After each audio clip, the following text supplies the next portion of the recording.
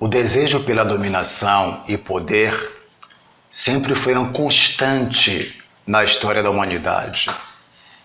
E que eduque seria mais eficiente para se instrumentalizar com esse objetivo do que o sistema político e a mídia? Nenhum.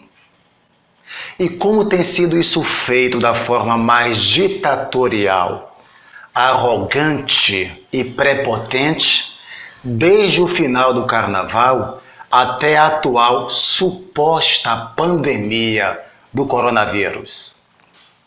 Quando você tem um problema no motor do seu carro, a quem você procura para tecnicamente diagnosticar o problema e oferecer a solução? Ao mecânico, é óbvio.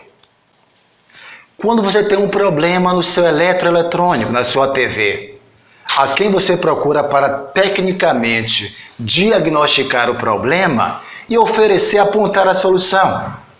Você procura, meu amigo Edmilson Gonzaga, no bairro da Paz, um excelente técnico de eletroeletrônica. E quando se trata de problemas que envolvem a saúde, a quem você procura? A um prefeito? A um governador? Claro que não! Você procura a um médico, um profissional da área, um cientista qualificado para apresentar tecnicamente o diagnóstico e apontar a solução.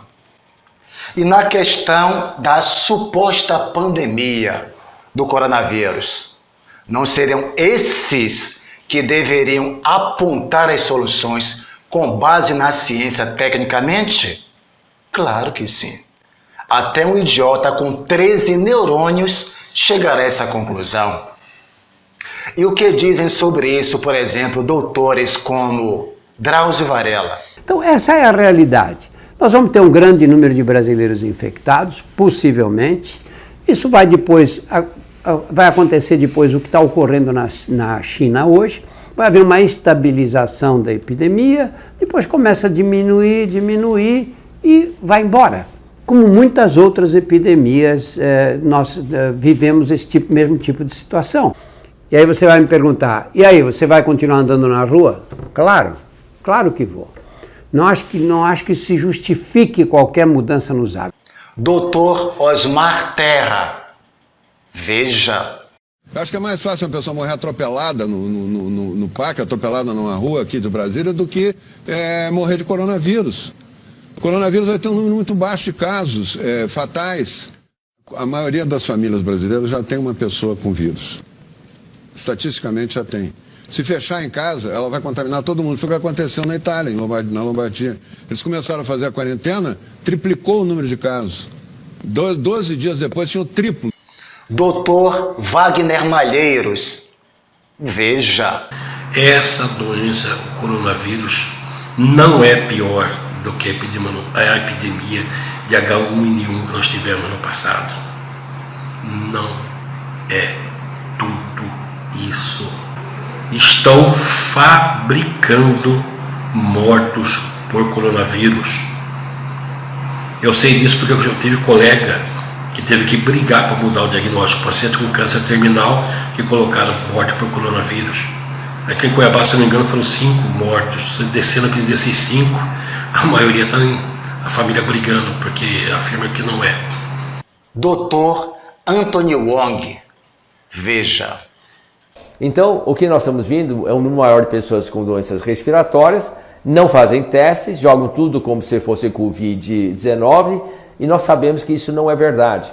A partir do fim de abril, maio, junho e julho, começa a aumentar o número de pessoas com influenza A e B, com rinovírus, adenovírus e uma série de outras, até outras coronavírus, que normalmente fazem sua estreia nos meses de maio, junho para frente.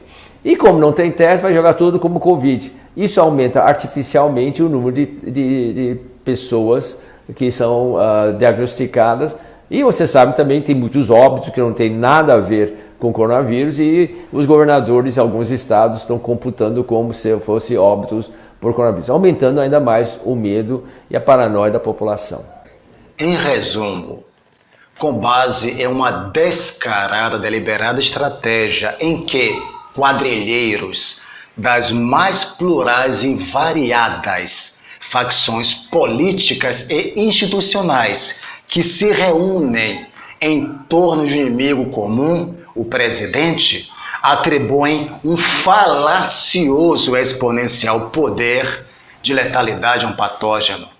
Com isso, eles quebram o jejum, a abstinência de corrupção. Foram 14 meses. Podem decretar estado de falência e, sem licitação, na prática, comprarem tudo o que querem pelo preço que quiserem. Segundo, boicotam o governo federal e o crescimento social e econômico do povo brasileiro.